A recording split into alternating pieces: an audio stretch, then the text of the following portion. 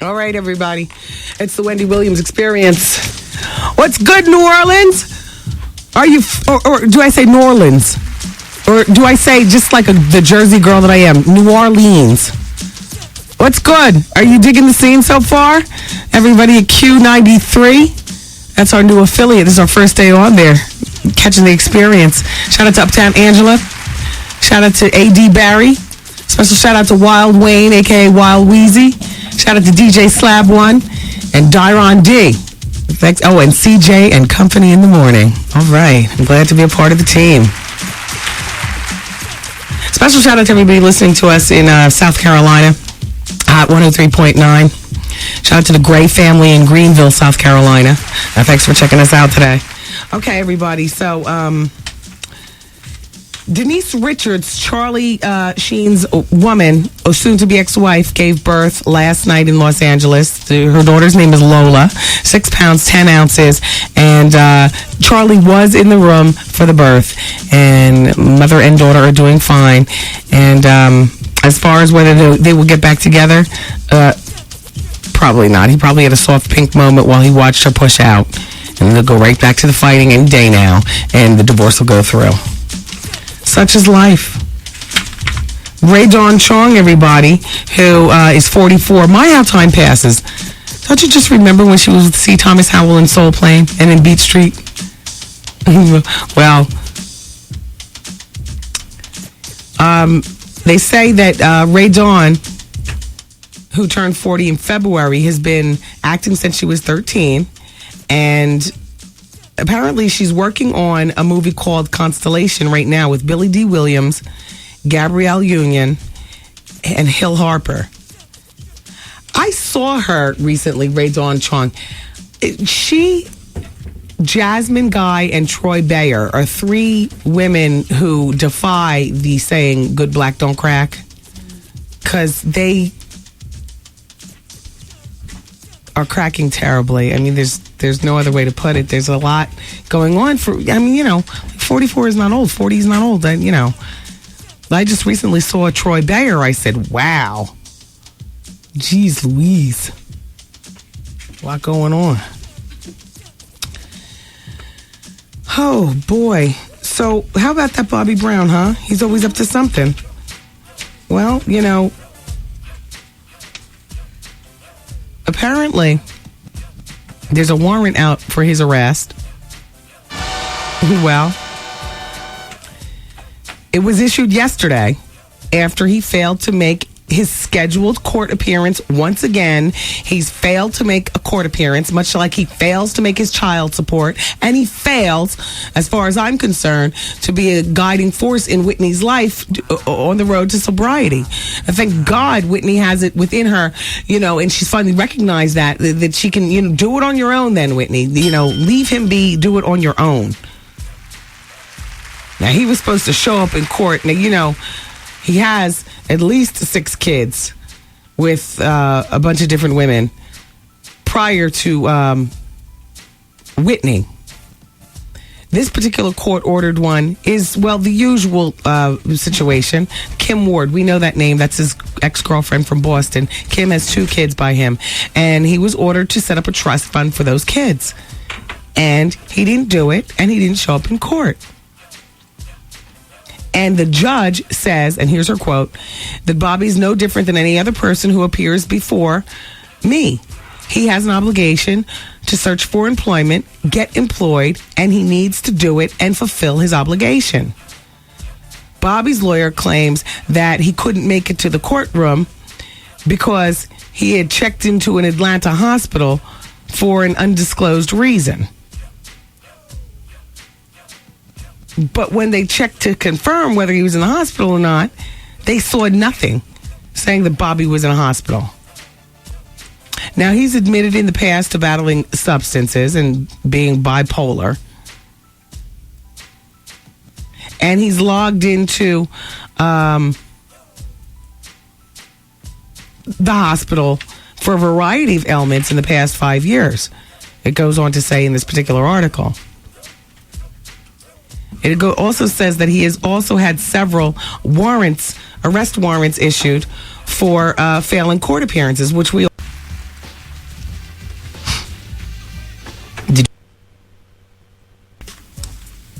By the way, let's just revisit that Snoop Dogg fight and hit my gin and juice. Because I was thinking, I brought my CDs in from the car, and I was thinking, this is clearly not music to fight by. This is music to, you swag in the club. What? This is like a theme song when you first get in a party. Oh, shoot. Bartender, give me my gin and juice. All right, what's up? How you doing? All right. And you swagger through the party, sipping out of that skinny straw. Shoulders snapping up and down. Neck knocking back a bit. See what I'm saying? You see something cute and fine standing over there. Now you start your head nod and you bite your bottom lip. Right? And you take another sip, and everybody in the party is beautiful. And you had you some get right before you got in the club, and your head is in the right space. Turn this up. Nobody's fighting. Everybody's lamping. Oh. So we gon' blow an ounce to this. G's up, freeze up for a second now. Right? Now you got that right there, right? But they're on stage fighting at the. I just don't get that.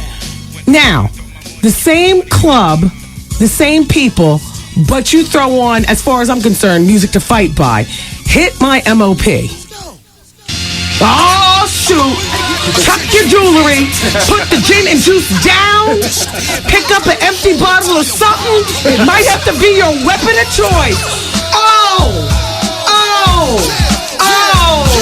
Ah. And then the beat is on. Right? Bro. Right?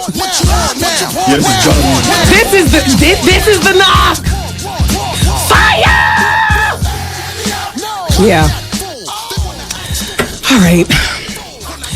Congratulations once again to MOP for signing with G-Unit. That's a good look. MOP's got a great song on my new CD, which comes out on June 28th. And by the way, shout out to Crane's New York Business. Thank you so much for the write-up on my CD. I faxed it to my parents. They were quite impressed. Thank you. It's Wendy, man. Hey, Wendy. Hi. My boyfriend gave himself a wet smoothie or whatever. He said he almost burnt his off. The Wendy Williams Experience. WBLS. WBLS. Hey, everybody. You want to have a great time? Go see Orgasms, the play. It's a comedy by Dan Israeli, and it's at the Soho Playhouse. Orgasms explores the difference between men and women and their attitudes and hang-ups, and why it's so difficult for couples to stay together for the long haul. The play, well, goes into that whole Adam and Eve thing. You know, God created Adam first. He made a few mistakes, and then he created the woman. Well, that's when he corrected the mistakes that he made in man. Thus, the woman is the improved version. Orgasms, the play, is hilarious, it's witty, and it's informative. And they suggest you go with a friend, or better yet, go with a lover. There's humor. They keep the audience enthused, laughing, agreeing. It's a must-see. It's Orgasms, the play. It's a comedy. I've got the telephone numbers if you want to see the play. 877-SEE-PLAY. 877-C-PLAY. SEE-PLAY. 877-PLAY. Or you can log on to the website, orgasmstheplay.com. Now, you can also go to the Soho Playhouse website, sohoplayhouse.com. But I'll give you the telephone number again, 877-SEE-PLAY. Orgasms, the play at the Soho Playhouse. Experience it. Artie, you bowling tonight? I'll be there. All righty then. You still have that disgusting picture on the website? I'm taking it down. No, I like it. I mean, it's just scary. I only call it disgusting, and I don't mean that in a bad way. But I don't want to incite any riots in you. You go back and forth when you like it, you don't like it, you like it, you don't like it. This is what I don't like about it. I don't like it because it's dark and it's evil. But I still walk around on the street, so I want them to get a glimpse of what I look like, but not really know if they saw me on the street. I know I was getting ready to tell everybody the purpose of you putting that picture on there. If you go to the WendyWilliamsExperience.com, first of all, you can find out a bunch of things. There's a bunch of pictures of me on there. Art has one picture on the website because you all always ask what he looks like. Now, this is how cryptic he is and how much he really doesn't trust you. Art has a picture that is so close, you literally can't tell whether his hair is dreaded, braided, or what. It's just his face. Black and white. It's black and white. He's not smiling because he doesn't want you to get the full Artie. And he doesn't trust you. Right? It's crazy out there. It is crazy out there. But you can come to Union, New Jersey and see me like the bowling alley in person. And that's where he'll be smiling. He'll be having his drinks. He'll be bowling and socializing. Yeah. But the picture on the website is like the kind of...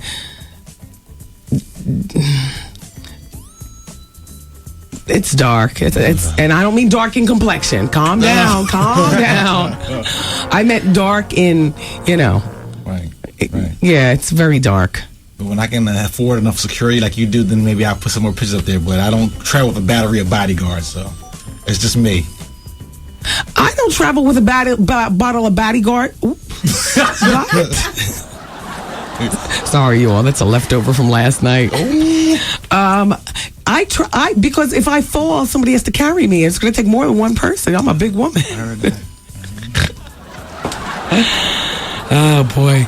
Anyway, everybody, if you go to the website also, shout out to the drag queen community. I'm looking for 6 drag queens to be Wendy Williams lookalikes for a host of events going on this summer. For everything from album release parties to WBLS events. Oh, yeah, Vinny, I know you're in your office. I didn't tell you that, but, I will be queening out this summer at the events. It's a nice effect, I think. It's funny. And creative. And it's creative, Vin. Just go with me on this one. So we're doing auditions next Wednesday at the Laugh Factory. But not during comedy time. We're going to open the doors extra early just for my chosen judges. You're one of the judges. Yes, I am. My chosen judges will be judging which 6 drag queens win the roles, and then I'm going to want you to be doing stuff with me, without me, the whole bit. And I think it'll be a lot of fun. And we'll put your pictures up on the website and so on and so forth. I mean, there'll be something in it for you too. I don't know what, I have to make it up, but there'll be something in it for you too. We're going to have fun. Oh, and I definitely want to use you for the opening of Wendy Williams is on Fire. I'm going to have the VH1 cameras, zhuzh past all of us in a lineup. So every time my special comes on, we'll all be standing there doing the can or something like that. Me in the middle, flanked by, 6 drag queens that look just like me. We'll all be wearing the same thing. Something like the Sledgehammer video. Or, not Sledgehammer. What was the video? Robert Palmer. We'll be dressed like the Robert Palmer girls. The short black dresses, Short black, yeah. But except our hair won't be snatched, it'll be all big, and I'll be dressed like you. We'll all be dressed. I'll buy us all a cheap dress from H&M or something like that. So we'll be dressed alike. Yeah, we'll be dressed alike. The cameras will zhuzh past us for the VH1. Look, just go with me on this. This is going to be funny. And a shout out to the women born with women plumbing. If by chance you've ever been told that you look like me, I'm not going to turn you away. I mean, I'll tell you what, though. In a perfect world, they'd be all 6 of them be drag queens. Just because I love the kitschy, humorous aspect of, embracing the drag community. Any woman worth her salt has a bit of drag in her anyway. All that damn eyeshadow you use. It's only 10 o'clock in the morning and you're only going to Food Town. Look at you. That's a drag queen move right there. You see what I'm saying? Androgynous. Yes. Well, it's not androgynous. It's just androgynous is you can't tell whether it's a man or a woman. Oh. Like no, drag queen is clearly trying to affect a woman. They're not going for androgyny. Okay. Get your gay terms correct if you want to be down with the community. Right now, close to on point. It's not just brown; it's caramelized. So get the caramelization correct. There's caramelization going on. Okay. All right. All right, honey. And may the best queen win. And I'll see you next Wednesday. I won't be there from 6 to 7. I'll be holding down the radio, but I'll be there from the 7 to 8 o'clock part at the Laugh Factory. And that's at 8th Avenue at 42nd Street in Times Square, USA. Come already dressed. I don't want to hear any of this. I got to go in the bathroom and do it. Mess. Okay? And they'll be able to look at you right away. It's not a long, drawn-out process. You walk in the door, they're like, next. All right? Yeah. I want to be sure because you're going to be watching the judges. I won't get there until later. Right. This is the process. Down. Next. Ooh. Done. Come on, yeah. 8 p.m. Just show up and you'll get, the door or the floor, which means you'll be able to, walk with me throughout the summer and beyond. Thank you. And I need 6. I'm 5'11" and I love 4-inch heels. And just too much of everything. Do you know how when you look in the mirror and you're supposed to remove something? If you're going to be a Wendy, you add something. There you go. Add more to that mess. And don't care what they say. Down. Okay, let's continue with the Hour of Truth. 107.5 WBLS. Thanks, everybody. Yo, did you catch this flashback? Wendy Williams and Jenna Jameson. Do you like performing in the movies still, or is it more about the money? Well, I do like it in certain situations. Like now I put myself in movies when I'm working with somebody that I really like. Like last week I did a movie with Janine. Okay. Which was great. Oh, yeah, she's hot. Because she's so hot. Yeah, she looks a little bit like Jillian Barbary. Who I just made out with last week. You too. did? That's so funny. Are you going to see her again? I hope so. Now, do you Jenna is bisexual, everybody.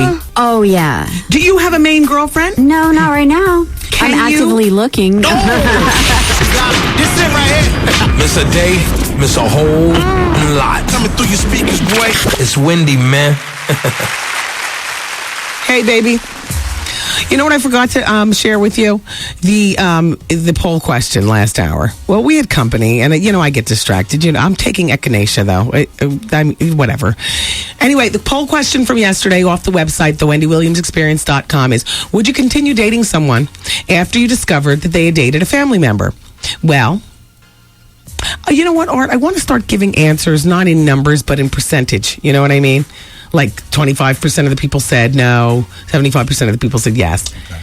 Now, I know that you weren't a math major, but if I give you a whole day to figure out the percentage, could you break that down? Calculator, yeah. Okay. Well, everybody, 547 people said yes, and 3,423 people said no. So, Wow. Yeah. Wow.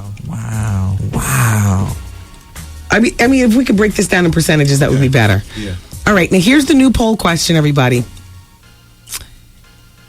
If you knew that your boss, if you knew that your boss's spouse was cheating, would you tell your boss?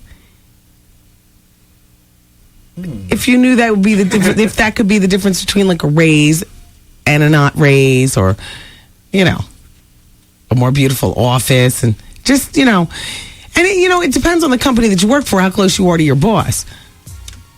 Because supervisors come and go. I'm talking about in my mind, when I think of the boss, I'm talking about the boss of the bosses. Somebody who could really make it happen for you. Would you tell? Just asking. And you can go to the website and answer yes or no or whatever. If you don't want to participate in the poll question, that's fine too. You can go look at Artie's dark picture. Or, look at my bobblehead bobble. Or whatever else is going on there. We got a couple of sponsorships and whatnot. So Stevie Wonder, I mentioned this the other day, that he's a father again. Well, now he has 4 children. And he has a wife who happens to be a new design maven. She's got, I've never seen her actual clothes, but her name is Karen Millard. And her clothes sell high end, like $1,500 for this dress, $2,000 for that dress. She's not selling cheesy tank tops that you can buy at H&M. put it that way. And this is what Stevie says. He says, I've got another son, and he was born on my birthday, May 13th. He's also a grandfather, by the way. Stevie. His daughter sings good too. His daughter's a good singer. How old is she? She's like in her 20s. In her 20s. Is she signed with anybody? Is she professional? She's working on her demo now. He's in everybody. Wow. Does she look like him? Does she have his eyes?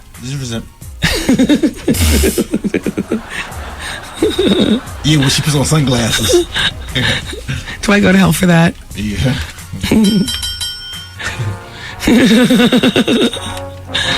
So listen to me, right? Because you know I dabble in the Botox. I don't think it's a big deal. I don't choose to keep it a secret.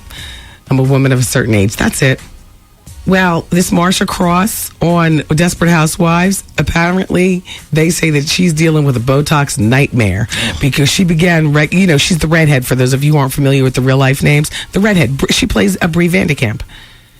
So she began regular Botox injections on her forehead more than 5 years ago to appear more youthful for TV and in pictures and whatnot.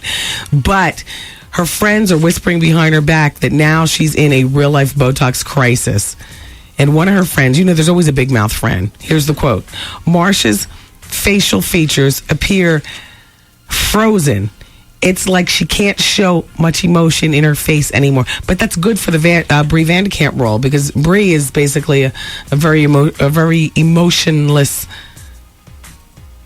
type of broad. They say that the Botox explains why her face looks the same as it did 10 years ago. Everyone comments on how flawless and porcelain her skin is, which they say is unusual for a woman over 40. She's 42. And she's confessed in interviews. She says, I use it, but I have more muscles in my face than the normal person. In the meantime, people are saying that the long-term effects, they're worrying that the skin will sag when she stops the injections. But that's the idea, to keep working, to keep making the money so you never have to stop. I mean, that's the whole idea with any plastic surgery. It's like, you get new breast implants at 23. Well, baby. I hope you realize that you're going to have to get those implants taken out and replaced with new ones by, 30 or 33. You got to keep working to make the money. And guess what? The replacements are going to cost just as much as the original implants. You pay $7,000 for implants. You go back to the same doctor, it's the same $7,000. So, you got to keep it up.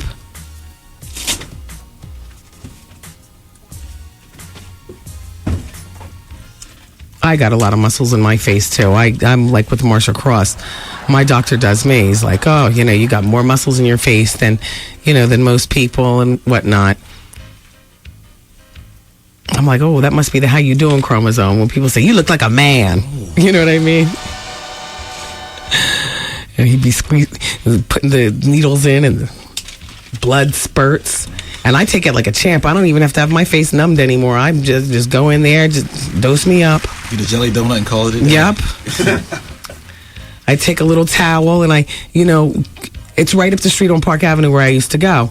And on the like 25 traffic lights down the street, I just have the little Kleenex up there. By the time I pull up in front of the station, I reapply my C7 Mac and come in here. And there's a couple of bolt type fixtures still, it looks a little boltish, like you've had marbles inserted under the skin at first because, it's a little swollen, but it's only you all. I don't even try to hide it. Like get Botox at least on a Saturday where you can go home and convalesce. Nope. I'll get it and come up here and do the show and what?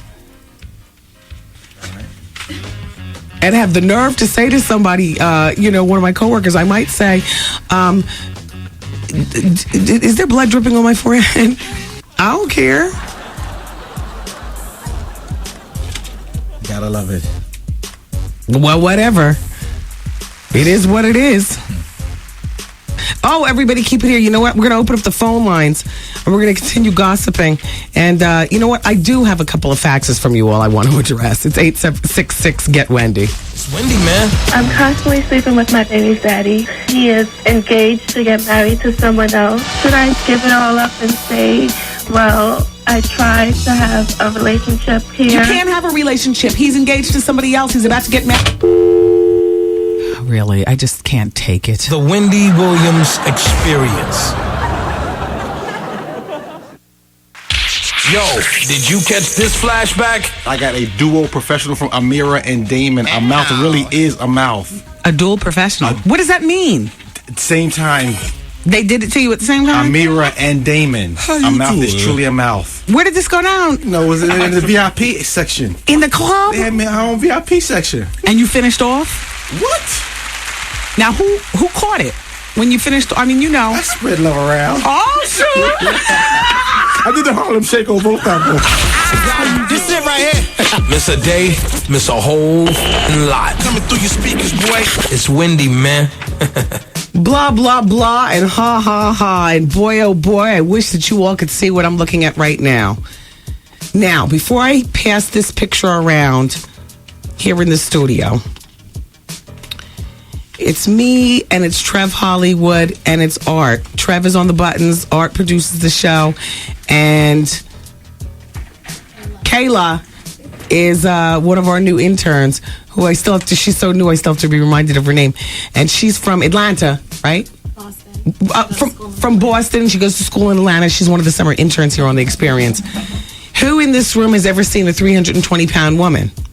Not me. Plenty of us have. Sure, you know, you walk down the street, if you see a woman who's grossly obese, but you think of that and you think of, ew. No, you're going to need this one, Hollywood. You're going to need that. What the Art, when I add to, not only is she 320 pounds, but she's 7 feet 4 inches tall. I am about to show you guys a picture of officially the world's tallest and biggest woman. And she lives in Holland. And I got to tell you something. I need this as a lookalike. This, can you imagine if I just, forget 6 lookalike, if I had just one. Look at her, look. Exactly. Exactly, look. Yeah, she can get it. That's what I'm saying. Why not? Exactly. She's 7 feet 4, and I'm going to tell you, describe her what she looks like. She looks like Pamela Anderson-esque. At 7 feet 4, she's in the Pamela persona. She's got a flat stomach. She's got humongous melons. She's got the long legs, but proportioned with her body. She's wearing a mini dress that looks absolutely proportioned on her. Supposed to give it back? Yeah, as opposed to take it home and cream all over it. I mean, what do you want? Is there any way we can put this picture on our website, Art? Yeah. Okay. How fast can you get it? It don't look too clear, though. Yeah, the resolution's not going to be good. Let me see where they got it from. She's 7 feet 4 and weighs 320 pounds. She don't look like she weighs 320 pounds. It's the bone density. You know, it's the bone. If you're 7 feet 4, picture how long her legs are. Her legs are probably about 50 inches long, or 52. I got a 38-inch leg span. Excuse me. How dare you? And I'm 5 feet 11. And she's 7 feet 4. She's like Shaq. Like, Shaq does not look huge when he's standing by himself. Yeah. He only looks huge when you put him next to everybody else. And his wife is so little. And his wife is little. But I'm saying, this woman... Wow, that's a whole lot of woman. Everything is proportioned, though. Not twist her out. Johnson. Listen to Trev. Ooh, he said, "Ooh, he's coming out." Figure out what you can do with that, please. We need that on that freak thing that we call the website.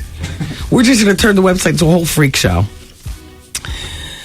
Okay, listen, there's people who have problems, and I know we had guests during Advice Hour, and I wasn't really able to address the problems. But first, let's see who's all on the phone. Hello? Hello? Hi. Oh, Miss Wendy. Yes? I can ask a question. Sure you can. You taking questions for a certain thing, or we can ask you anything? You can ask me anything. Oh, this Wendy Williams for real? Yes. Oh, hey, how you doing? I'm doing fine. How you doing? I'm off the chain. All right. I didn't think you was going to answer the phone, because I be calling you all the time. Don't nobody else pick up the phone. You talk so fast. Who, me? And let me guess, you're from Brooklyn. Oh, no, I'm from South Carolina. Do tell. No, I'm just playing with you. I hear your accent. Shout out to everybody listening to us on on Hot 103.9. Hello. You are killing me. So what's going on down there, honey? Oh, nothing. When you coming back down here? You know what? I'll be down there. I'm actually going on a tour to promote my CD. So I'll be coming back down there. I always have a good reception when I come down there, and I always have such good fun. And the pulled pork to die. Well, can you do something for the teenagers so the teenagers can come see you? Because when you did First Fridays, I couldn't go, and I was really mad. Oh, you know what? There's a thought right there. Now, what high school do you go to? Oh, I represent Airport High. Yeah, I might have to. We come to airport and point me out in front of everybody. I'll be a senior next year. Well, will you? Yes. And what are you going to do after your senior year? You going to go to college? You leaving South Carolina? You staying? Oh no, I'm staying, but I am going to college. I'm going to Newberry. Good for you. You already know where you're going to be going. Yes, ma'am. Good for you. You having sex? Huh? Are you having sex? Are you gonna play this on the air? Of course. Oh well. You haven't said your name. Your mother's not listening. Oh, of course it works. Yeah, well. The answer is yes. You know, the thing about Miss Wendy is that even though I'm a woman of a certain age, I always enjoy talking to people of all ethnicities and all ages. I am particularly fascinated with the lifestyle of teenagers because I swear it seems like just yesterday I was a teenager myself. Now, I did not start having sex until I was 17. Oh, that's how old I am. Damn near 18. But these days, teens start having sex at like 9. How old were you when you started? I was in the 6th grade, so it's probably like 11 or 12. Wow. Now, was that molestation or was that consensual sex? Because it happens. That was very consensual. Oh, well, let me sit back and grab my Marlboros. Do tell, honey. Who was it with at 11? Who were you consenting to? My boyfriend. How old was he? Oh, that's very irrelevant. No, it's not, because we're talking to down south. How old was he? Like 17, 16 or 17. And did your mother know that at 11 years old you have a 17-year-old boyfriend? No. So where did you all first do it? At his house. Was his mother home? No. Wow. How many sexual partners have you had now? I mean, you're 17, you started when you're 11. How many sexual partners have you had? Oh, that's not necessary. Come on, honey. Please give me insight. Miss Wendy wants to know. I don't know. Probably about like a few. A few is what? Come on, talk to me. A few is you like lost about 5. Sure. 7. 10. Oh, probably around 10. Okay. Oh wow. Okay. Listen, don't be embarrassed to talk to Miss Wendy. Oh, really? Have you ever been pregnant? Oh, yeah. Hey, girl, how many times have you been pregnant? Just one. And then, was that by the 17-year-old when you were 11? Ma'am? How old were you when you were... Oh, she said, ma'am. That was recently? Yeah. Did you have the baby or have an abortion? Yeah, I had an abortion. Yeah. Who paid for it? Oh, it was free. I went to the clinic. Oh. Did you tell your mom? No. Are you still with the boy? No. I think I'm finished with this line of questioning, but please keep in touch. Sure. Because you are my link to what is going on with many teenagers. Oh, for real? Do you understand? Oh, yes, ma'am. All right. So you take care, honey. I'm going to call you every day at 2 o'clock. We'll try that. Oh, yes, ma'am. You want to answer the phone? I would. Well, I'm in and out of answering the phone, and I don't necessarily want to hear from you every day. Let some action build up in your life. Call me like every 30 days and give me the skinny on what the teens are doing. Oh, for real? Yes. Okay. I can do that. Of course. Oh, let me go there and work for you. What's your name? Inconsequential. Inconsequential? That's your name? No, that's not my real name. Oh, okay. Okay, well, we'll go with that. Listen, inconsequential, when you graduate from school and you go off to college, if by chance you become a communications major, we have an internship here for you. Oh, for real? The problem is that you'll have to leave South Carolina. You said you don't want to leave. Oh, yes, I do. I mean, I just want to keep my tuition down, but I will leave now. Oh, I see. Well, no, you just come up for the summer and you'll intern. Oh, I would love to. Okay. But you I gotta, get to stay at your house? No, you can't stay at my house. And you got to keep your nose to the grindstone because I don't want any dummies around me. Okay? Very intelligent. Okay. Well, I will speak to you in 30 days. You keep a tab on what all the teens are doing and then report back. Gotcha. All right. Bye. Wow. Shout out to Inconsequential. I thoroughly enjoyed speaking with you. So everybody, yesterday, a Connecticut, I see in today's newspaper, first of all, shout out to everybody in Connecticut. Shout out to everybody in Connecticut who gets 107.5 WBLS New York, the flagship station of the Wendy Williams Experience. And shout out to everybody who listens to us on the mighty Power 104.1 in Hartford and beyond, Massachusetts and whatnot. Well, yesterday, they say that a person in Connecticut slapped Nelly with a lawsuit alleging that he was manhandled by one of Nelly's bodyguards.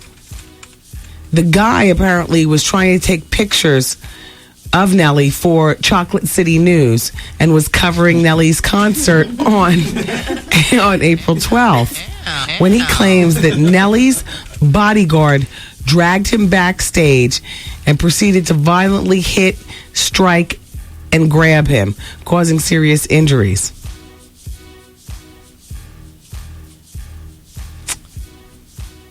I mean, I don't know what to make of this. I got to tell you something. All these celebrities, you got to have your security, not manhandle people. Now, I don't know what caused this and why this all went down, but there's two sides to every story. I'm sorry to hear about this. But I'll repeat what that Snoop Dogg story. When the fight happened on stage during the Gin and Juice song, it wasn't until the next day that I found out that dude jumped up on stage while they were performing Gin and Juice and put his arm around Snoop Dogg like, the best buds put around. Now, that's when supposedly everybody on stage commenced to beating and kicking and all like that. And I'm not condoning the violence that happened, but there's two sides to the story. And when I found out Snoop's side, that this man, put his arms around, Snoop is constantly on death alert because Suge is still on the loose. I mean, he a pit bull. Well, Suge Knight is my friend. I love him like cooked food. But, how can you rest easy when Suge is on the loose? You understand? And Snoop is going on to be a real winner. I mean, it's not like Snoop's career has gone the way of... Who's Foxy Brown's ex-man with the Long Johnson? With all those kids. And the baby's mother who used to... Corrupt. Well, no, you didn't used to... Did you used to get with her, or was she just a friend to the show? I don't remember. Both. Oh, both. See, I was just trying to trap you. I'm sorry. Yup. Art used to be getting it in with Corrupt's baby's mother. And that's how I used to get a lot of my inside sources about, what all is going on with Corrupt, including Johnson size, as well as Corrupt's relationship with Foxy Brown when they had a relationship. But the point is that with Suge on the loose, you can't just walk up to Snoop like it's all good. It's not all good. Behind all those smiles and all that laid back simp pimping, there is a man who's constantly looking over his shoulders because Suge is on the loose. Suge ain't thinking about nobody. And just when you think he's not, that's when it'll get all out. It's Wendy, man. I just found out this morning that my supervisor's pregnant. Damn you, I told you not to do it. Should I tell my wife what's up? Plan on a divorce. And as for your job, Put that where? Back there. The Wendy Williams Experience. Another WBLS $1,000 winner. hello. Yes. Hi, it's Wendy. Hey, Wendy. And you're caller number 10. Oh, my goodness. Congratulations. This is Vince. Hey, Vince. From the Bronx. Hey, Vince. Vince, you just picked up $1,000. Ooh. Isn't that fabulous?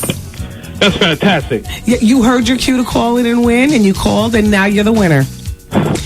I'm a little hyperventilating right now, but that's all right. It feels That's all good, right? That's all right. Who do you want to shout out to, Vince? Right now, you. You the best person I know right now. The money lady at the money station. Hey, Vince, congratulations, and thank you so much for listening. Everybody else, if you want to win like Vince, make sure you're listening tomorrow morning at 7:20 with the WBLS Morning Show. Hey, Vince, let everybody know the radio station putting a smile on your face. WBLS. World's best listening sound.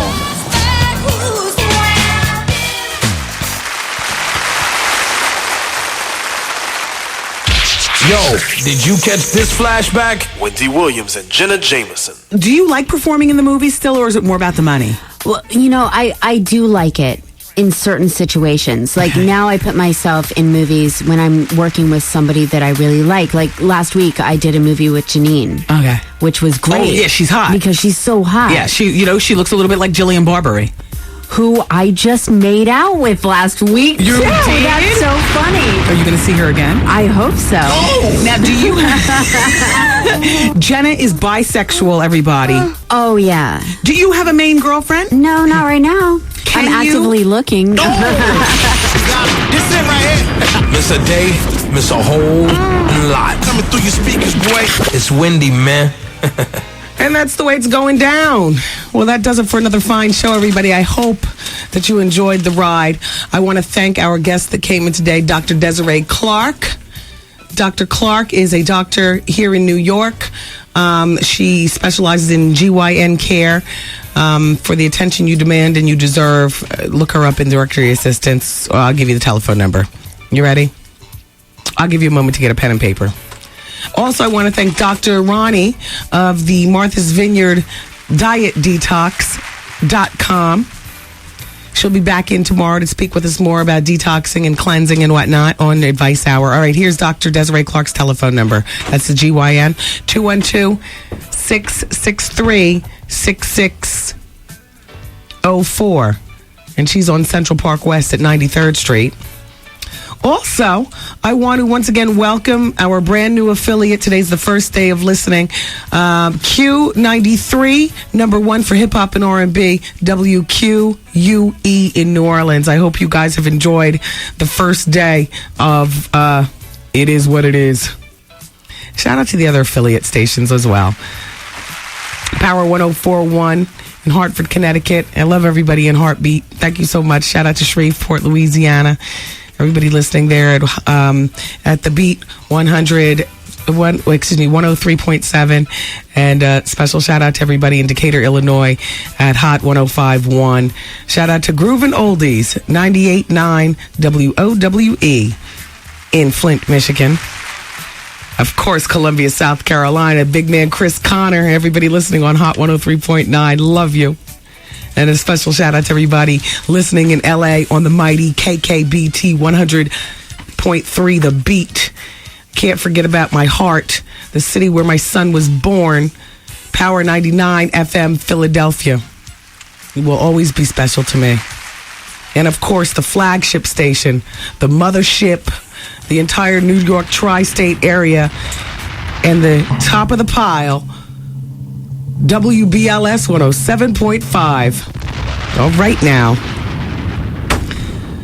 We are the little engine that could. We're getting stronger every day. You ain't that little no more.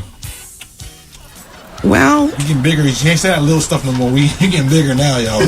Little engine that could. You know, when you you got books, movies, TV. What just a little about that? My CD's about to drop on June 28th. Exactly. You ain't little. I lost a few pounds. Yeah, oh, okay, there, little. My boobs stayed the same though. Cat daddy. They're still mighty. Hey, you guys, Desperate Housewives does not want Halle Berry on the show. They think that she will ruin their work. The girls are really protective of the show, and they feel as though somebody like Halle Berry will cheapen what they've tried to create. And I think that there's also a bigger part of that is threat. They'd be threatened by Halle Berry coming in, and all of a sudden she would take the limelight. She'd get more publicity, and she's able to clearly have sex black or white, you know. Whereas perhaps with Alfre Woodard, and don't take this the wrong way, but that's a stretch. So, you know, we try to figure out how they're going to weave her character in. Halle Berry, you could clearly see her coming in and sleeping with everybody on Wisteria Lane and beyond. You don't think of Halle Berry as, oh, well, now they've got to write in, you know, a black person for it. Even though I think in real life, Alfre Woodard is married to a white man, but, I mean, you know how TV is. You know what I'm saying. Oh, by the way, I was telling you guys the other day that that Jay-Z and Will and Jada have all invested money in the little-known company in Brooklyn called Carol's Daughter. We've known about them for quite some time now here at the show. I've known about Carol's Daughter for years. They probably make the best homemade products that I would trust of all of them. And there are a lot of them out there, but I'm not into those homemade products like that. But the Carol's Daughter products, they've always been like Brooklyn's best kept secret, you know what I mean? And now they're about to go even bigger. And in addition to Jay-Z and Will Smith and Jada investing, Tommy Mottola and his wife Thalia have also invested their $10 million. So everybody's invested $10 million, and it's going down. So congratulations once again to the founder of Carol's Daughter, Lisa Price. With just $100, she started that Carol's Daughter company, and now it's big enough that it's going to be everywhere soon. And while I don't have $10 million to invest, I certainly do have a big mouth, and I love your products, and I'll help you with getting the word out, because I love my Carol's Daughter stuff. It's natural and it's wonderful. By the way, thanks to our last break, me talking to you guys, Corrupt's baby's mother is blowing up Art's cell phone like that. It is what it is. It is what it is, Candy.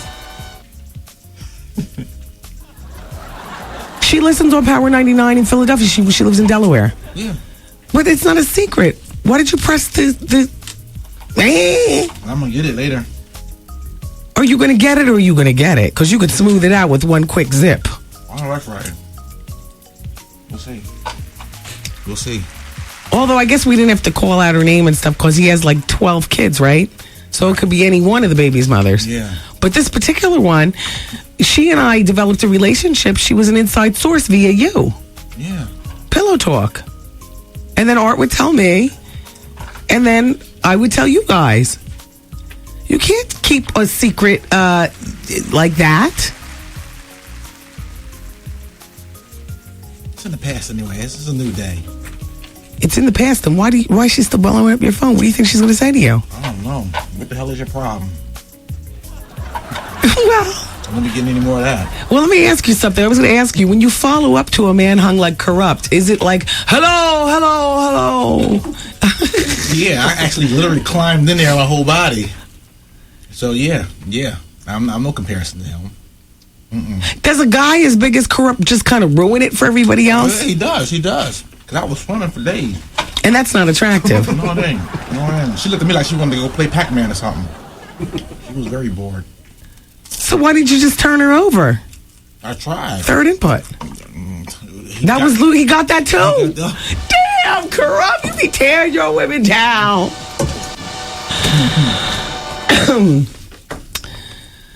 Man, you guys, it is time to go.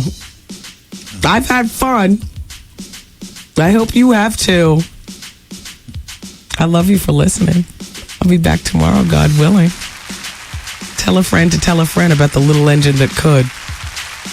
Because yes, we can. Yes, we can. Bye. party, people. See you later. Cause I'm saying bye-bye. Good night. Program complete. Okay, listen. Now that they're gone, we got our time together. It's called the bonus hour, and it starts in 9 minutes, and we talk about every and anything, as you know. Sans the music beds, and all like that. It's very organic, and the phone lines are wide open. You can call. We can talk about whatever is going on in your life, whatever you want to talk about with these damn celebrities, whatever. 866-GET-WENDY. It's the Wendy Williams Experience. Dial now to get on, and the bonus hour comes up in 9 minutes on 107.5 WBLS. Since you've been listening this far, we're going to throw in a little bonus hour. You ready? How long is this bonus hour going to last? I'm getting addicted. No, let me tell you. I love this extra hour. Everything is organic here on the bonus hour. Yeah, baby. Hey, yo, check this out. It's Wendy, man. Here it is. It's the bonus hour on the Wendy Williams Experience. 107.5 WBLS, New York. You can't believe what is going on at this radio station right now. I get so thrown into the show and just doing the show. I got a million people having to remind me of everything. I never thought that my life would get to this point, like where I can't manage simple things like we have a guest for the bonus hour. I totally forgot about that. And a current affair is in the other room. I totally forgot about that. I went to Salon Santa Cruz to get my natural hair, which is under all the clips. My natural hair never shows except for at my house.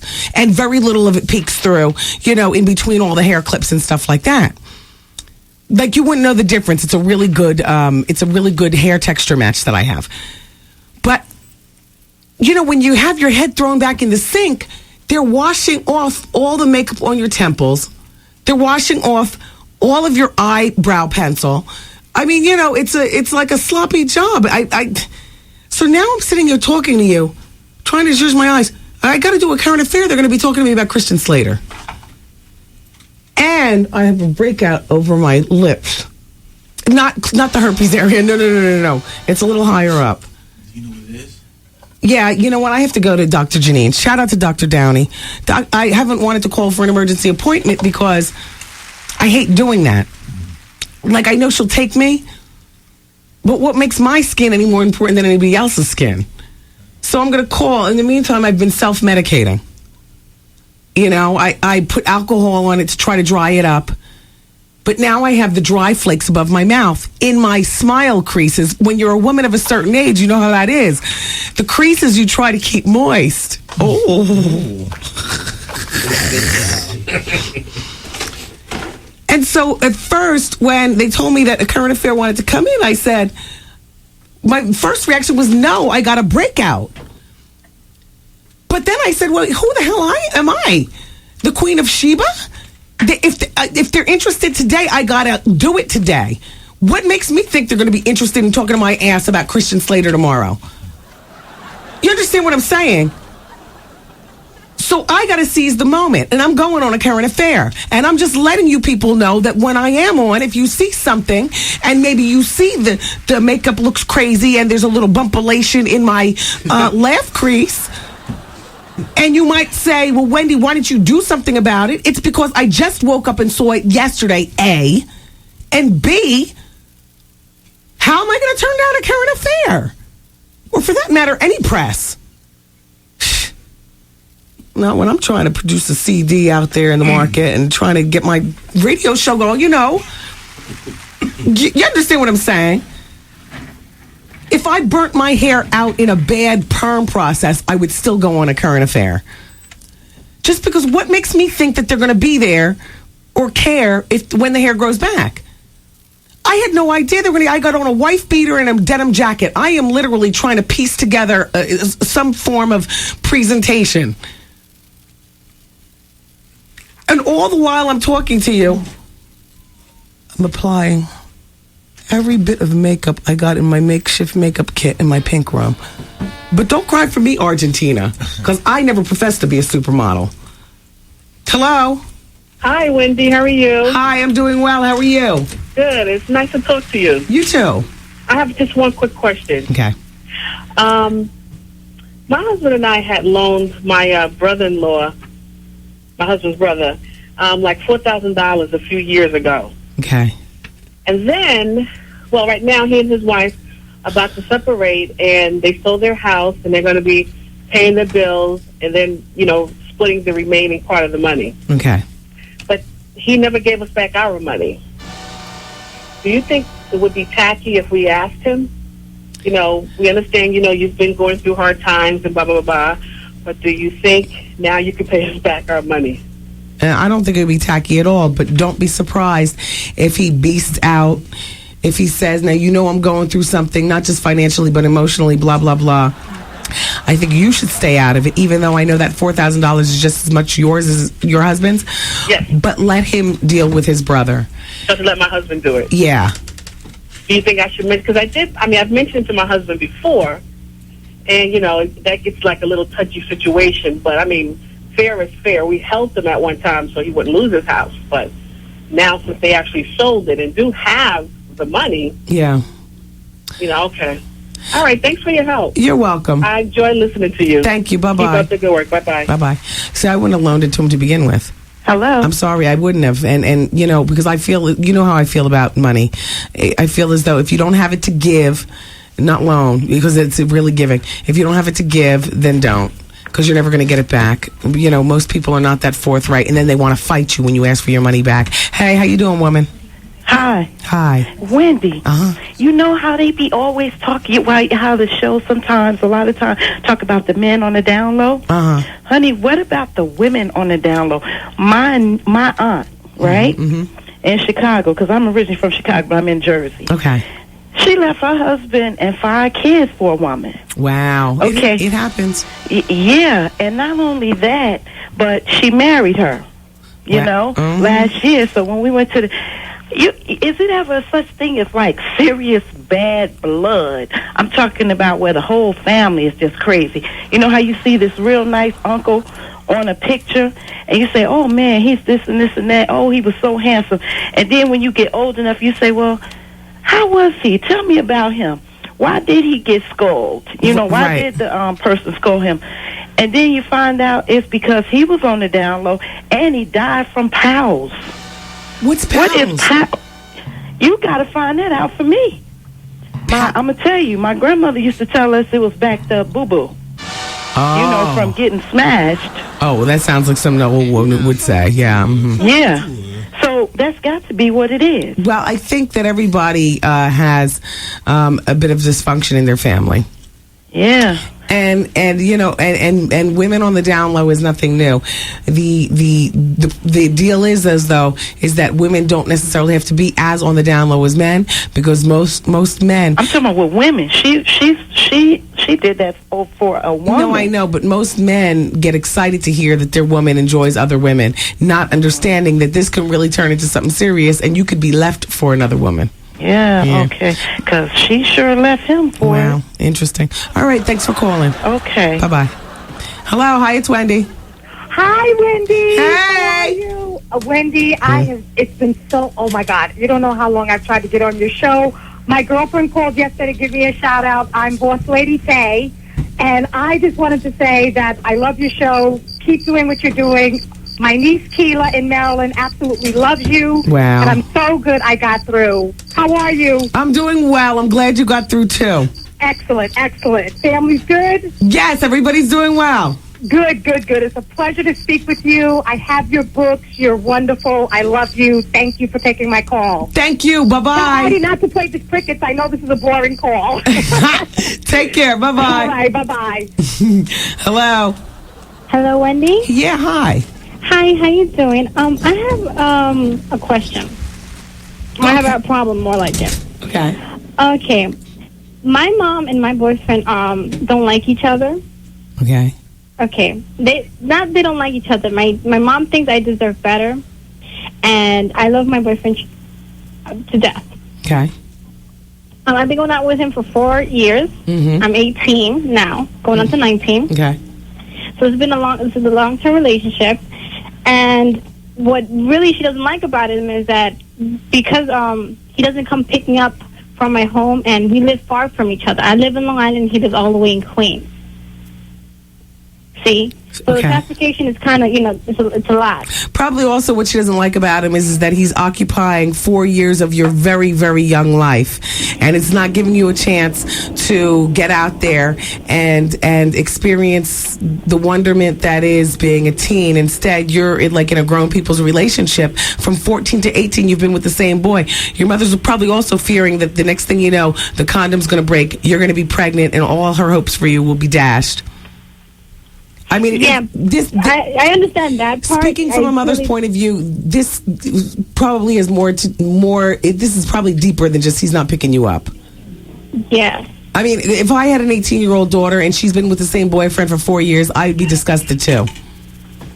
Really? Yeah. Because he's going to be the same one when it comes time for you to go to college. You're going to say you want to go to Long Island University. Yeah, I'm currently in college right now. We're both in college. Yeah. And you probably went to school near your house so that you could, partially so you could be with him. Mm-hmm. Which is stunting your growth because you could be at the University of Arizona, away from home, and learning about the world around you. Uh-huh. You see? So what's your question to me, young lady? I said, even though I know she wants the best for me and to go out there and stuff, I said, I want to see if I can resolve the situations between them because I do care about them both dearly. And I said, until the day comes where I feel that, it's time for us to separate or when we're both ready to separate, because that time comes, 4 years. And at one point or another, it sometimes doesn't last. Right. So I said, for now, I want them to bond a little. If you were my daughter, I wouldn't even be entertaining your conversation about trying to bond with some boy you've been with for 4 years from the time you're 14 to 18. If you're my daughter, as far as I'm concerned, he's the reason that you're not up at UMass Amherst because you want to be near him. And next thing you know, you're going to be pregnant. And I'm not even entertaining your little talk. And if you really want to be a grown woman about it, then what you'll do is you get yourself a job and move out of your mother's house and not even have to deal with what she has to say. Thank you for calling. Bye-bye. Okay. Hello. Hi, Wendy. Hi. Hi. Oh my God. Oh. I love your show. Thank you. All the time. Thanks. I just wanted to say I was just listening with the 17-year-old girl who called. What's her name? Inconsequential, whatever she wanted to call her. Yeah. Okay. I was listening, and yes, I was laughing, but I really wish she took the opportunity to kind of guide her. It was sad listening to her. It was sad, but what was I supposed to do? She'd already had sex at 14 or at 11. Oh, God. You know what I'm saying? She already had an abortion. It's not like she's pregnant now. Apparently, she practices safe sex. Otherwise, she would have been pregnant a lot more. Oh, I know, but I mean, I don't know. It was very sad. Yeah. She's like a baby, and really, she had no concept. No. All right, that was it. I mean, I know. I felt bad also, but what was I supposed to do? I don't know. I mean, I would have mentioned, were you listening a little while ago when we were talking about herpes and, stuff like that? Yeah. I don't know. Okay, well, that was it. I just wish that she wasn't having sex with 17, 10 partners already. 17. Can you imagine? When she's done with college? I mean, it's going to be ridiculous. Yeah. All right. All right, well, thanks. Take care. Bye-bye. Oh, gosh. Bring our guest in. Ladies and gentlemen, the fabulous Jerry Springer. And I don't... Look, his microphone, because this show is what it is. Wait, open the door and bring him in. Excuse me, Mr. Springer. Hi. The microphone has come out of the hole. Oh, would you help me put it in? Thank you, sir. There you go. Hi, I'm Wendy. I know, Wendy. Very nice to see you. Pleasure. Wow, you are as fabulous looking in person as you are. I love a woman who can lie. Hey, guys. I love a man who can line up in the hole. So listen, wow. This is big. This people, much to my chagrin, sometimes confuse this radio program with being a little bit of a Springer likeness. Oh, I'm so sorry. You can get help. Oh gosh, Yeah, you don't have Jerry. to go through life thinking that. Yeah, Jerry, we love that. Your hair is gorgeous. It comes off. Does it? it? Doesn't. No. What I do is I let my eyebrows grow long and comb straight back. Well, no, it's my hair. The bigger the brows, the bigger the hair. Oh, you cough too. I cough too. You can cough in the mic on this show. I just love how you talk. You talk like a New Yorker. This is unbelievable. So listen, Jerry, where are you from? Well, I grew up in New York. I was born in England. Okay. But I left when I was 5. Actually, I left when I found out I couldn't be king. And then I came to America, and I was raised in New York, Queens. Yeah. Now, you have siblings? I have a sister. Was she initially embarrassed by she refuses to. What do you mean initially? She doesn't admit that I'm her brother. She's married and has another name. So when people start talking about this Springer guy, he says, yeah, he's a... Yeah. No, we get along great. She's lovely. But, who wouldn't be embarrassed by my show? Yeah. Well, I mean, just a bit. In the beginning. Until you beat Oprah. Because there was a point there you beat Oprah. But she's a real talk show host. No, she is. Yeah, but what I do is a circus. It's not a talk. No one talks on my show. Was it amazing to you that you take somebody like Oprah, who I admire the hell out of her, and I'm sure you have your bit of admiration for her. But when you have a show like yours, which is a circus and oh so entertaining, and it beats such heady talk like what goes on Oprah's show, that's a real picture and reflection of America and what people really want to see your show is. Our show, the TV show, is just an escape. I mean, it's like you're having a tough day. There's an hour in your day where you just want to leave the planet. You watch our show. Yeah. But it doesn't relate to anything it has no redeeming social value. It's chewing gum. Yeah. I mean, it's like, it won't kill you, but it won't make you good either. It's just... How many years you been on the air? 15 years. 15 years. I do radio now because I'm trying to learn what you do. But that's a natural thing for you to do, radio.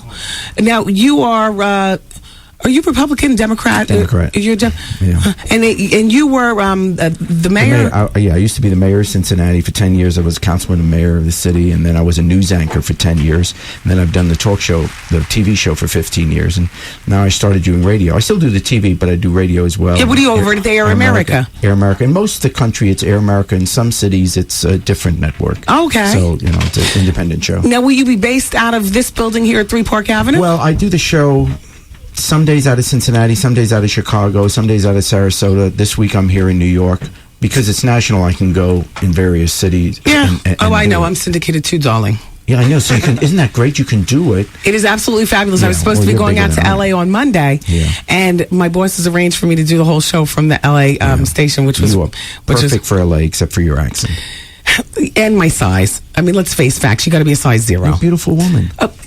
Thank you. Yeah. Thank you. So, Jerry... Tell your husband to put that gun down.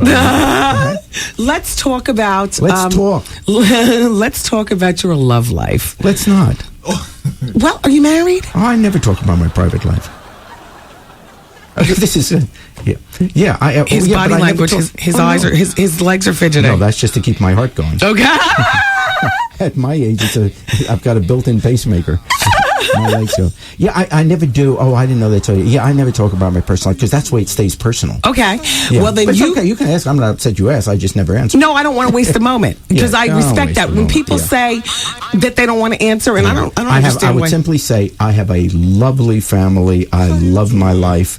I got people around me who love me. It's great. Yeah. So, yeah. But they're very private. They insist on the privacy. I've kept that pledge for 31 years. So good for you. Good for you. So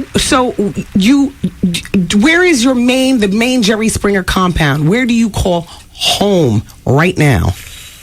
Ooh, that's a good question. Partly Cincinnati, partly Chicago, and partly Sarasota, to be honest. How much is the show worth? Oh, it's unbelievable. I could buy a new pair of shoes tomorrow. All Jimmy Choos, no doubt. I don't own the show. That's what... I'm paid handsomely for it, so I'm not calling Wolf it. But I don't own it. I just... They pay me to use my name. Do you wish that you did the deal differently so that you own it? Nah. You don't want the headache? No. I go in, I say, you did what? Come on out. We'll be right back. I co-sign. Yeah. You know what? Yeah, there's a part of that. It's much better. And I have no interest... I don't want to say I have no interest in television, but I'm just not, that's not something I'm particularly interested in. So, and it's only a few hours a week. Yeah. It lets me do what I want to do in life. So it's, it's a side job. It obviously made me well known. And wealthy. But it's not, I spend very little time thinking What's about your number one interest? Politics? Yeah. And, other than family and that stuff, politics. Yeah. And baseball, the Yankees. Yeah. Do you have box seats?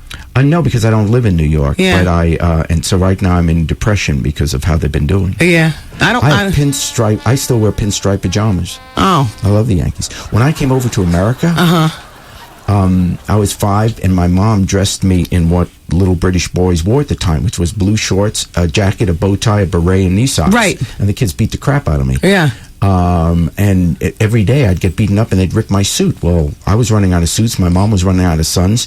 So she goes up to David's house and was, what does Gerald have to do to be accepted here in America? And this was 1949. So I said, well, what was big in America was baseball. Because in New York at that time, it Yankees, Dodgers, and Giants. Right. So my mom buys me a Yankee baseball uniform. I'm in the first grade. I'm 5 years old. Okay. And I go to school wearing this little Yankee baseball uniform. Okay. And the kids love it. No one touches me. No one beats me up. Yeah. Every day in the first and second grade in PS 99, I wore my Yankee baseball uniform to school. Wow. That's why I love the Yankees. That was a long story for a silly point. Well, no, but now they don't beat you up. You got Steve, which brings us to another topic. Yes. See, that's why you brought me in here. You want to meet Steve.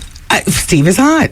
Steve is hot. Steve has put on a few pounds. Good living. Oh, I'm going to tell him that. He's put on TV. a few. Everyone looks heavier. On No, Jerry, your waistline and your beautiful hair, and you have not changed the whole 15 years. Steve has put on a few pounds. I love you. He has. I love you. And your husband could learn to live with that. Listen, Steve. Is he very big? Yeah. I'm sorry. Look, Steve. Is Steve handsomely paid? I'll bet. He's paid well. After 15 years. Yeah, he's paid well. He was, they were all the security guys as Chicago cops. Yeah. And now they've definitely left that job. Some of them. Yeah. Some of them. Yeah, it's a part-time job. I mean, you're only there a few days, Yeah. And all people are doing are pulling their hair. When you went number 1. Yes. And you beat Oprah. Like a rented mule. Did she call you? No. But she's always nice to me. I mean, I've seen her a few times in life, and she's always been very pleasant. She's a nice lady and incredibly talented, and hats off to her. Yeah. Who are your favorite celebrity people? Who's like in your redial on your cell phone? None. Or in your... I don't. I mean, I meet them like at events. Right. But my friends are the people I've had that I grew Regular up with, people. or friends that I have no, what I'd call, I don't hang out with any famous people. Yeah. Have you ever, well, I'm sure you've partied at the Playboy Mansion. That's just right up your alley. I was, come to think of it, I was going to say, what? I was actually there in L.A. once for a, oh gosh, it was a celebrity party. I forget what it was called, but there were a whole bunch of celebrities there. It was packed. It was like 1,000 people. Right. There. So that's the only time I'd ever been there. Isn't that interesting? You would think, because I'd heard at one point that you were going to either open a magazine similar to Playboy or no, it's when, this is what happened. Okay. When Oprah came out with her magazine O. Okay. I was on, I don't know, it was either Letterman or Leno. And I made a joke saying that I'm starting a new magazine and we're going to call it Ho. Yeah. You know what? And I caught on as well as probably many other wags, and we talked about it. Yeah. But something like that would be right up your alley. But now meeting you and seeing your demeanor and everything, the show is just the show. Yeah, I mean, it's fun, but I don't take it seriously. Yeah. It's stupid. You don't live your life by that. For some reason, I can't see Jerry, like, involved in fivesomes and all that other... I mean, I can see it, Jer. But I can't... No, I don't go above 4. Because I have standards. I read, like, all the rag magazines and all like that. Yeah. And I very rarely to never see you photograph. I see Bill Maher more out with, the big busties. I'm a totally private person. What there was a rumor at one point that you were chasing Maya. Do you pronounce it? Maya Campbell. Do you know who that is? That's the black girl. By the way, as a black woman, I would like to say I could see you dating black. And you nodded. You've dated black. No, he's not. He doesn't talk about his private life, but I could see that. And if you didn't, I feel that it's not. It's, yeah, absolutely. Yeah, beautiful women. Yeah, beautiful women. Your current girlfriend's black, isn't she? I don't talk about my private life. But look, do you know who Maya Campbell is? She's the girl. She was on In the House. In the House. The lovely young black girl. She's got now big breast implants. Oh, yeah, exactly. It makes it more interesting. Yeah, I love sand on the beach. He will. Yeah, he will not say yes or no to that. Yeah. No, I don't know what the question is. Were you chasing her at one point? Interested in her? Oh, I don't know. If I might have met her on a. Yeah. No, I mean, I don't mean that disrespectfully. Yeah. I live in Chicago. You're like, who the hell is that? I'll tell you who's really nice. Who? Come on, Jerry, give us one. Pam Anderson, Tracy Bingham, Natalie Portman. Oh. That is a very conservative look for you. Why would I think you'd go for the cheesy floozy look? You watch my show. Exactly. And I buy into it. Yep, keep buying. It's Alas. it's good. It pays the rent. Yeah. Everything. Listen. This is wonderful. Were you ever close to being canceled, Jerry? Jerry Springer, everybody. No, the show, no. I mean, we started out like a middle of the road show. No, it makes too much money for it ever to be canceled. Yeah. No.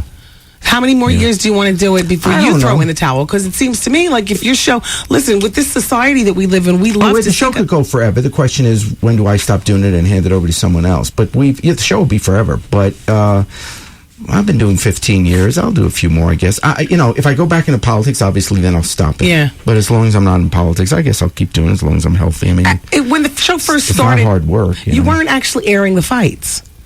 I don't recall. The first 3 or 4 years, we didn't have any. And then the first time we had a fight, I think it was the Klan. We had Klan members on. Okay. And that got out of hand. And we got scared because we didn't have any security there. Yeah. All of a sudden, people from the audience come in. I'm going, oh my God. And I really thought, talk about cancellation, I thought that's the end of my career. Right. Everything's finished. Right. It was just an all-out fight. And I'm pretty much of a wimp, so I never go where people are fighting. Right.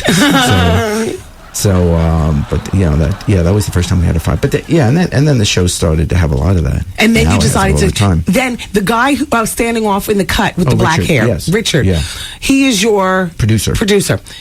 Richard probably had a meeting with you guys, and you as well probably agreed. Hey, we're on to something with this fight thing. We're still on. We haven't been canceled. Let's hire some security and get it on. No, the security we hire, actually, it sounds good to say it like that. Okay. The reality is, the fight happened with the Klan, which wasn't planned at all. And then we were ordered to have security because, oh my God, we thought, we're never going to let this happen again where Richard and I are there trying to break up a fight. Right. So that wasn't going to happen. So then we had security. The only decision Richard and I made, we were walking down the street in Michigan Avenue. I guess it was the 3rd year of the show, the 4th year. And we said, all the talk shows are trying to be like Oprah, which it was to go after the demographic of middle-aged housewives. Right. And the only show that was going after young people, and the first show to do that was Ricky Lake. Right. So we said, this is crazy. Why try to be 1 out of 20 shows after Oprah's audience? Let's be 1 out of 2 and go after Ricky's audience. Right. If we split it with Ricky, we got a huge audience. Yes, you do. Which is exactly what happened. So we went young, and that meant only young people on the show, young people in the audience, and young subject matter. Gotcha. Well, once you go young, younger people are wilder. They're more open about their relationships. And that's when the show went crazy. We never made the decision to go crazy. We just made the decision to go young. Then Universal bought us. And when Universal bought us, they said, from now on, you're only allowed to do crazy. If someone calls you with a warm, uplifting story, you got to send them to another show. So we're not allowed to take normal shows. That's how that happened. So all this other stuff is just folklore. The truth is, we were ordered by Universal only to do outrageous stuff. So, and the rest is history. Hold me close, hold me tight. I like talking to you. I'm looking at the time. It's 6:30, and I'm saying you got to get ready to go fairly soon. But look, we could talk some more. Well, apparently we'll be sharing space when you come to New York. You're on Air America. You see my pink office right over there. Oh, I know. Yeah, I know. This is sickening. Yeah, no. Well, then I know it's yours. It's not because it's sickening, because it's pink. It's very pink. Help me get out of that. I have no idea what I'm talking about. Jerry, I appreciate. Yeah, but this has been a lot. You are most gracious. Thank you very much. You're a charming lady. What's your next political move? I am today announcing my candidacy. I don't know. Maybe one day governor, senator, or something like that. But right now, I'm focused on the radio, and I mean that because when I started the radio in January, it was only in Cincinnati. Okay. And I figured that's a local show. I'll do it for a while. But then 2 or 3 weeks later, it got picked up nationally. So now I'm figuring, oh my God, this is a great platform to talk about political issues and things. The other side of Springer? Well, the other side of Rush Limbaugh, to be honest. And that too? Yeah, because there's so much conservative talk going on that we need to hear progressive liberal talk in America. I believe that. Yes. And I want to be a part of that. American conversation. And so the talk show gives me an opportunity to do that, gives other people a chance to be heard that don't have this right-wing point of view that is, I think, having a bad influence on America right now. So, and so because the platform is nationwide now, or almost nationwide, I'm thinking, maybe I ought to stick with this for a while, and that's what I plan to do. That is fantastic. How do you think Bush is doing so far? Look, he's a nice man, but I think he's a horrible president. I think he's hurtful to the country, not on purpose. I don't. He's not the devil. I don't hate him, but I really think his policies, particularly this decision to go to war in Iraq rather than protecting America and being concerned about homeland security and dealing with terrorism. Is such a bad decision that we are going to pay for that for the next 30, 40 years. We are raising a generation of terrorists against us every day we're at war in Iraq. What about the border policies here in our country? Well, I have mixed feelings about that. Obviously, we have to know who's coming in, and we have to be secure, and we have to abide by those laws. But I also understand that I was an immigrant. And what made America great is that we always had our doors open. That except for African Americans who were brought here involuntarily in the beginning, this whole country, other than Native Americans, are people from someplace else. So the attitude of lock the doors, no one else gets in, is not something I'm very comfortable with. That Statue of Liberty, I still think means something. So yes, let's protect our borders. Let's know who's coming in. Let's require citizenship. Let's give those who are here an opportunity to become citizens. But I don't want to join this. I'm getting a gun and going to the border, and my God, you come near, I'm going to blow you away, because people could have said that to me one day. That's right. And one last thing, what are your views on gay marriage? You know what? If you don't like gays, don't date them. It's fine. Who are we to say, who is anyone to say who someone else can love? There's so many people that hate in the world. There's so many people blowing each other up. There's so many people committing atrocious crimes. For gosh sakes, if two people say, I love you and I want to spend the rest of my life with you, great. And it doesn't hurt anyone's marriage. If your marriage is in trouble, it is not because two guys are living down the block. That's right. It's because you're not paying enough attention to your spouse. Because you're not showing respect and love and all that. Don't worry about what everyone else is doing. My view of government is provide security, physical security, economic security, health security, educational security, and the rest, leave us alone. Gotcha. Don't get into my private life. Thank you, sir. You're great, Wendy. It's Thank Jerry you. Springer, everyone. Oh, please, don't get up. Don't get up. Please. Jerry! We're going to throw a chair at you just to make you feel at home. Thank you, Jerry. Thank you again. I'll see you around the halls when you come by. Good luck with your radio career. Thank you. Sounds like it'll be a good one, too.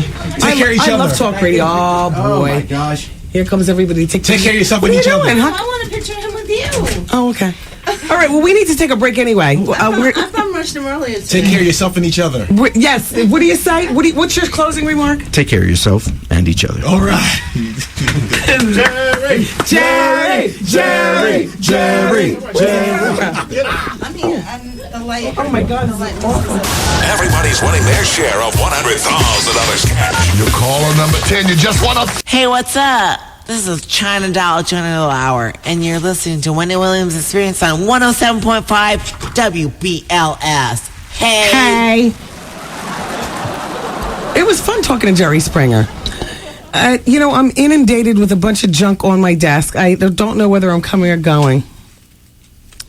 Shout out to Natasha. Natasha has used Dr. Michael Jones. She says, Wendy, Dr. Michael Jones is great. I've been going to him for laser hair removal and chemical peel, and I hope to have my liposuction done by him soon. Tomorrow, I'm going to get my ear holes. I'm going to get them closed surgically, local anesthesia, and then he will re-pierce my ears in 30 days. So that I can now, once again, wear beautiful chandelier earrings. My ear holes are too stretched, and they need to be tightened. And I believe I picked the right one. Dr. Michael Jones, he advertises on this radio station, and I've got his telephone number. I'll give you his number. He's a board-certified plastic surgeon with a fabulously over-the-top Liberace-esque type office on 61st Street. He's a brother.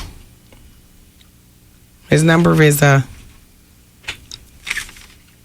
212-223-0255. 888-0716. Dr. Michael Jones. I can't wait. I mean, I got to wait 30 days, but I'm going to get myself the most beautiful. During the 30 days, I'm going to collect, all kind of heavy earrings. See, the difference is back in the day, I would wear them all the time. Now I know what to do because I'm not going to stretch my holes anymore. You put them on for the Mariah party. Just as you're walking in the door, you put your earrings on. As soon as the party is over, you take them off in the car, like literally as you're walking to your car. So that way your ears don't get stretched. Back in the day, every day was a fashion show on campus or whatever the hell. Even if it wasn't your clothes, you have your big earrings on, you'd be wearing them all day. I had, bamboo earrings, at least 2 pairs too. A Fendi bag and a bad attitude back in the day. But now I know what to do. You only wear them for particular moments. Let's talk about the mess that is Christian Slater. I'll tell you, he is one celebrity that helps this show along because as long as the celebrities are up to no good, it gives us something to talk about, takes our mind off our troubles.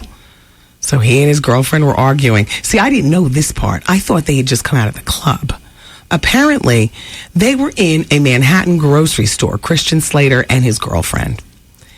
He's in New York, because he's on Broadway doing the revival of the play, The Glass Menagerie.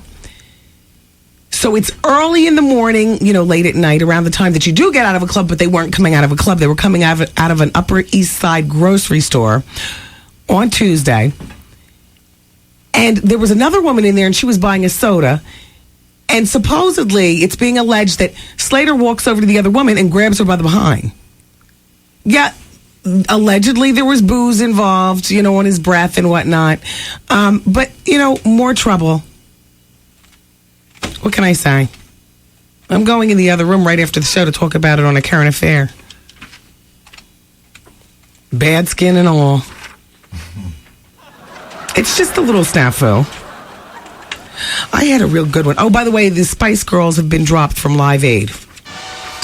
Oh, jeez. Good. Gee, ring the alarms.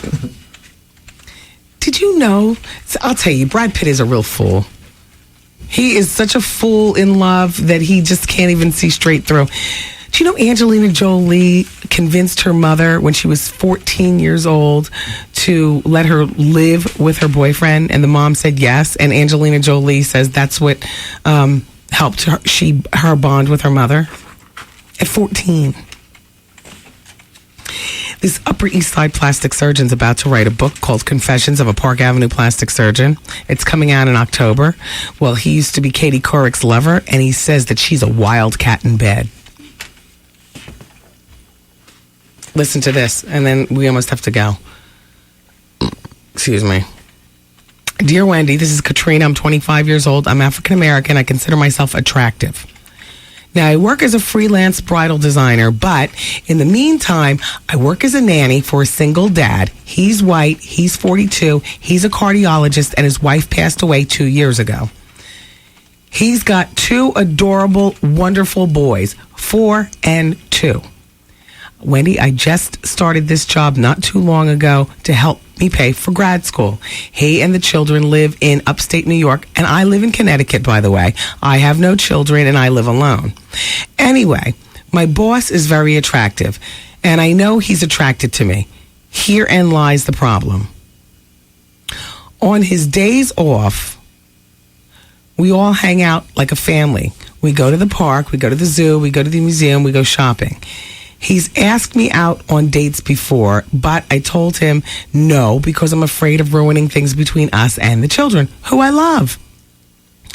And I don't want to mix business and pleasure. Wendy, I have considered it, but I'm not sure if he's really interested in me or if he's looking for a replacement mommy for his kids.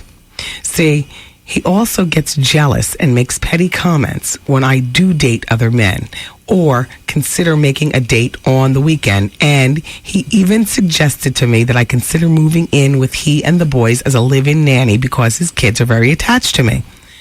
Also, because of his long hours at the hospital, sometimes I do spend the night in the guest room. I have considered moving in because the pay would be better. So my question to you is, should I pursue this relationship or should I find another job? I mean, my girlfriends think I should definitely pursue this because he's wealthy, handsome, and kind. But I'm still undecided.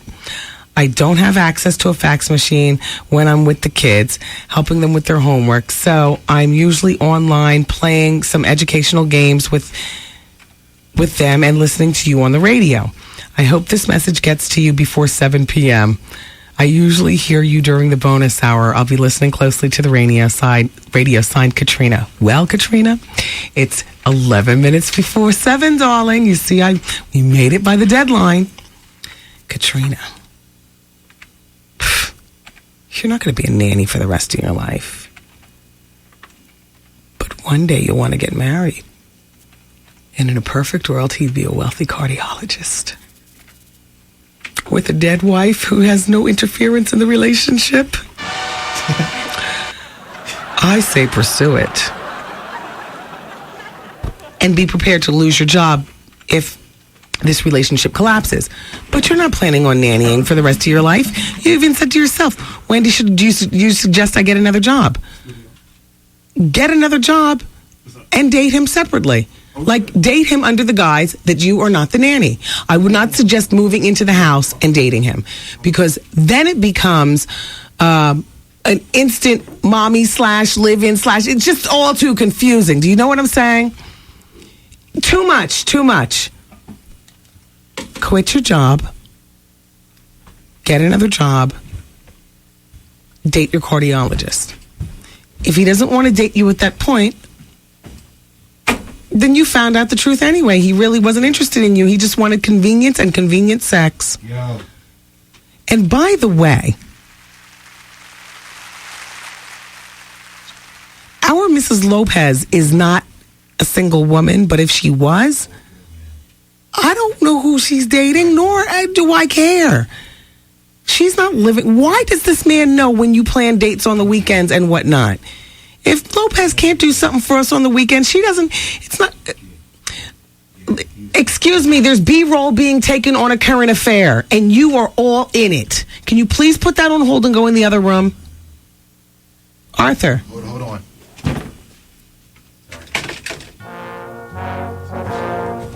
All right, we'll just take it in the other room. Excuse me, B-roll. Please don't zoom in on my face. I have a little something going on right here in the crease of my a certain something age skin. Okay. I'm cool. Okay. Do you have a little Vaseline? Can we soften the lens? That's too diva, right? I'm only a piece of the show. It's not my show. Already I'm trying to make claims. I'm just joking. I'm not 25, you know what I mean? Just please don't zoom in on my... Yeah, because I have, I think it's like a little nervous condition. Yeah. Thank you. You're welcome. See you in there in a bit. Yeah. Okay. When he first came in, I thought that was Steve from the Jerry Springer show. Didn't you think I was like, wow, look at Steve. He's lost the weight. He's not a bad-looking man in person. But it's not Steve.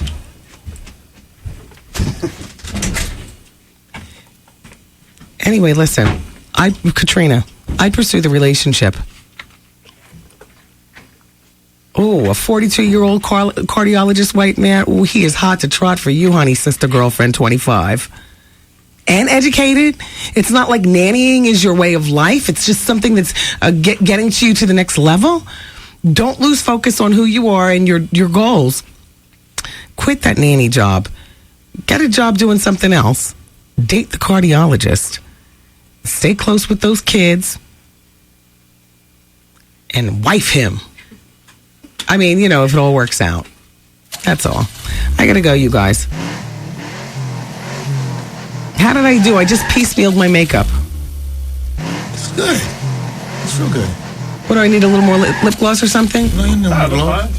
They're only going to be shooting from waist up. I got a wife beater. I didn't spill anything on it, did I? Sometimes my boobs get in the way when I sip my Diet Coke.